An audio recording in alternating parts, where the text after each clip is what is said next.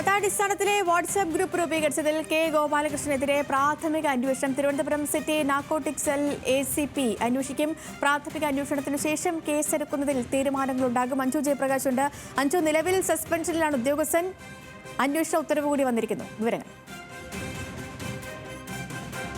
ഇതൊരു തട്ടിക്കൂട്ട് നിയമോപദേശം തേടിയതും ഒപ്പം തന്നെ ഇപ്പോൾ നിലവിൽ ഇത്തരത്തിലൊരു അന്വേഷണം പ്രഖ്യാപിച്ചതിലും ദുരൂഹത പ്രതിപക്ഷം സൂചിപ്പിക്കുന്നത് പോലെ തോന്നുന്ന ഘട്ടത്തിലേക്കാണ് കാര്യങ്ങൾ പോകുന്നത്. കാരണം മല്ലു ഹിന്ദു വാട്സ്ആപ്പ് ഗ്രൂപ്പ് വിവാദത്തിൽ ആദ്യഘട്ടത്തിൽ ഈ സസ്പെൻഷനിലായിട്ടുള്ള IAS ഉദ്യോഗസ്ഥൻ കെ ഗോപാലകൃഷ്ണനെതിരെ കേസെടുക്കാൻ ആവശ്യമായ തെളിവുകളില്ലെന്ന നിഗമനത്തിൽ പോലീസ് ആദ്യം കേസ് അവസാനിപ്പിച്ചു.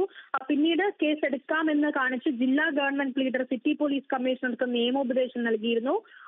IAS ഉദ്യോഗസ്ഥരെ മതാടിസ്ഥാനത്തിൽ വേർതിരിച്ചുണ്ടാക്കിയ വാട്സ്ആപ്പ് ഗ്രൂപ്പ് ഭിന്നിപ്പുണ്ടാക്കുന്നതും ഐക്യം തകർക്കാനും മതസ്പർദ്ധ വളർത്താനും വഴിയൊരുക്കുന്നതാണ് എന്നത് ഈ നിയമോപദേശത്തിൽ ലീഡർ കൃത്യമായി ചൂണ്ടിക്കാട്ടുന്നുണ്ട്. ഒപ്പം തന്നെ ആദ്യഘട്ടത്തിലെ കേസ് അന്വേഷണത്തിന് പിന്നാലെ DGP ചീഫ് സെക്രട്ടറിക്ക് നൽകിയ റിപ്പോർട്ട്, ആ ചീഫ് സെക്രട്ടറി ഗവൺമെന്റിൽ നിന്ന് നൽകിയ റിപ്പോർട്ടിൽ അക്കമിട്ട് നിരത്തിയിട്ടുണ്ട് എന്തൊക്കെ തരത്തിലുള്ള ചട്ടലംഘനങ്ങളാണ് കെ ഗോപാലകൃഷ്ണൻ ഈ കാര്യവുമായി സംബന്ധിച്ച് നടത്തിയിട്ടുള്ളത് എന്നതിന് ഇത് ഉൾപ്പെടെ മുന്നിൽ നിൽക്കുന്ന ഘട്ടത്തിലാണ് ഒരു FIR രജിസ്റ്റർ ചെയ്യാൻ പോലും പോലീസ് ഇതിൽ മടി കാണിക്കുന്നത്. പകരം പ്രാഥമിക അന്വേഷണം ഒരു ഘട്ടത്തിൽ ഒരിടത്ത് നടത്തുന്നു, മറ്റിടത്ത് അതായത് ഇതുമായി ബന്ധപ്പെട്ട് ഗവൺമെന്റ് ലീഡർ സിറ്റി പോലീസ് കമ്മീഷണർക്ക് നൽകിയിട്ടുള്ള നിയമോപദേശത്തിൽ പോലീസിന് തൃപ്തികരമല്ലാത്തതിനെ തുടർന്ന് കേസെടുക്കാൻ തെളിവുകൾ ലഭിച്ചില്ലെന്ന് കാണിച്ച് പോലീസ് ഡയറക്ടർ ജനറൽ ഓഫ് പ്രോസിക്യൂഷന് വീണ്ടും നിയമോപദേശം തേടുകയാണ്. നിലവിൽ ആ നിയമോപദേശത്തിൽ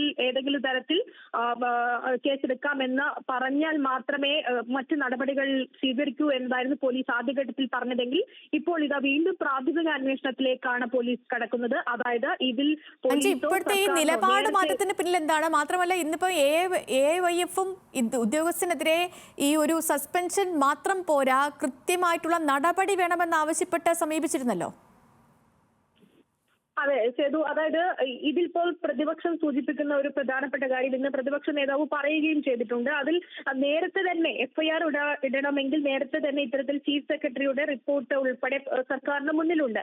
അങ്ങനെയാണെങ്കിൽ അത്തരത്തിലുള്ള റിപ്പോർട്ടിന്റെ അടിസ്ഥാനത്തിൽ തന്നെ FIR ഇട്ട് കേസെടുക്കാമായിരുന്നു. പക്ഷേ അത്തരമൊരു കാര്യത്തിലേക്ക് സർക്കാരോ പോലീസോ കടക്കുന്നില്ല. പകരം ഇതൊരു അനുനയത്തിലേക്ക് അല്ലെങ്കിൽ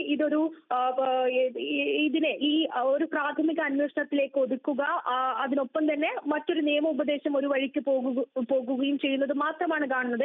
ഈ ഘട്ടത്തിൽ പോലും FIR ഇട്ട് ഒരു കേസ് എടുക്കാൻ ഇവർ തയ്യാറാകുന്നില്ല. പകരം ഒരു പ്രാഥമിക അന്വേഷണം നടത്താൻ തീരുമാനിക്കുകയാണ്. അതിൽ സിറ്റി നാർക്കോട്ടിക്സ് ACP നേതൃത്വം കേസ് അന്വേഷണം നടത്തും. അതിനുശേഷം ഏതെങ്കിലും തരത്തിൽ ഈ നിയമോപദേശം വ്യക്തത കിട്ടിയതിനു ശേഷം മാത്രമേ മറ്റു നടപടികൾ സ്വീകരിക്കൂ എന്നതാണ് നിലവിൽ ഇപ്പോൾ പോലീസിന്റെയും സർക്കാരിന്റെയും പക്ഷമായിട്ട് നിലനിൽക്കുന്നത്. എന്താണ് ഇതിൽ ഗോപാലകൃഷ്ണനെതിരെ ഇത്രയും അതായത് ഇത്തരത്തിലൊരു മതസ്പർദ്ധ വളർത്തുന്ന തരത്തിലുള്ള ഇത്തരം കാര്യങ്ങൾ ചെയ്യുന്നത്? നേരത്തെ തന്നെ ഈ ഫോൺ ഹാക്ക് ചെയ്തവരാണ് ഗ്രൂപ്പുകൾ ഉണ്ടാക്കിയതെന്ന ഗോപാലകൃഷ്ണന്റെ ആ പരാതി അത് വ്യാജമാണെന്ന് പോലീസ് നേരത്തെ കണ്ടെത്തിയിട്ടുള്ളതുമാണ്. പിന്നീട് എന്താണ് ഈ കേസെടുക്കാൻ ഈ ഘട്ടത്തിൽ മടി കാണിക്കുന്നത് എന്ന പ്രതിപക്ഷത്തിന്റെ ചോദ്യം അവിടെ വളരെ പ്രസക്തമാവുകയാണ്. വരും ദിവസങ്ങളിൽ ഒരുപക്ഷെ ഇതിനെ മുറപിടിച്ചുകൊണ്ട് പ്രതിപക്ഷം കൂടുതൽ സർക്കാരിനെതിരെ ഒരു വലിയ ആയുധമാക്കി, അതായത് RSS പ്രീണനം നയം ഉൾപ്പെടെ ഇതിൽ ചൂണ്ടിക്കാട്ടാവുന്ന തരത്തിലേക്കാണ് കാര്യങ്ങളുടെ പോക്കുള്ളത്. അത്തരത്തിലുള്ള കാര്യങ്ങൾ ഉന്നയിക്കാനും സാധ്യതയുണ്ട്. എന്തായാലും നിലവിൽ ഇതിലിപ്പോൾ ഒരു പ്രാഥമിക അന്വേഷണം മാത്രമാണ് പ്രഖ്യാപിച്ചിരിക്കുന്നത്. ശരി അഞ്ജു, പ്രതിപക്ഷത്തിന് മാത്രമല്ല ഈ വാർത്തകൾ കാണുന്ന ഒരു സാധാരണ മനുഷ്യന് പോലും തോന്നുന്ന സ്വാഭാവിക സംശയമാണിത്. കാരണം ഈ സമൂഹത്തിന് മാതൃകയാകേണ്ടവരാണ്, രാഷ്ട്രീയക്കാരെ പോലെയല്ല സമൂഹത്തിന് മാതൃകയാകേണ്ടവരാണ് സിവിൽ സർവീസ് ഉദ്യോഗസ്ഥർ എന്ന് പറഞ്ഞത്. അത്തരത്തിലുള്ള ഒരു സിവിൽ സർവീസ് ഉദ്യോഗസ്ഥൻ ഇതുപോലെ ഒരു മതാടിസ്ഥാനത്തിൽ ഒരു വാട്സാപ്പ് ഗ്രൂപ്പ് തുടങ്ങുന്നു. അതിനുശേഷം തൻ്റെ ഫോൺ ഹാക്ക് ചെയ്തു എന്ന് പറയുന്നു. അതിനുശേഷം ഫോൺ പരിശോധനയെ കൊടുക്കുന്നത് ഫോൺ മുഴുവൻ ഫോർമാറ്റ് ചെയ്ത ശേഷം ആ ഫോൺ പരിശോധനയെ കൊടുക്കുന്നു. ഇത്തരത്തിൽ അദ്ദേഹത്തിൻ്റെ ഫോൺ ഹാക്ക് ചെയ്യപ്പെട്ടിട്ടില്ല എന്ന് പോലീസ് തന്നെ കണ്ടെത്തുന്നു. ഇത്രയുമൊക്കെ തെളിവുകൾ ഉണ്ടായിട്ടും ഉദ്യോഗസ്ഥനെ ഒരു സസ്പെൻഷനിൽ മാത്രം നടപടി ഒതുക്കി ഇപ്പോൾ പ്രാഥമിക അന്വേഷണം എന്ന വിചിത്രമായ ഒരു ന്യായം കൂടി പുറത്തുവിടുന്നുണ്ട് അന്വേഷണ സംഘം. വിവരങ്ങൾ നൽകുകയായിരുന്നു അഞ്ജു ജയപ്രകാശ്.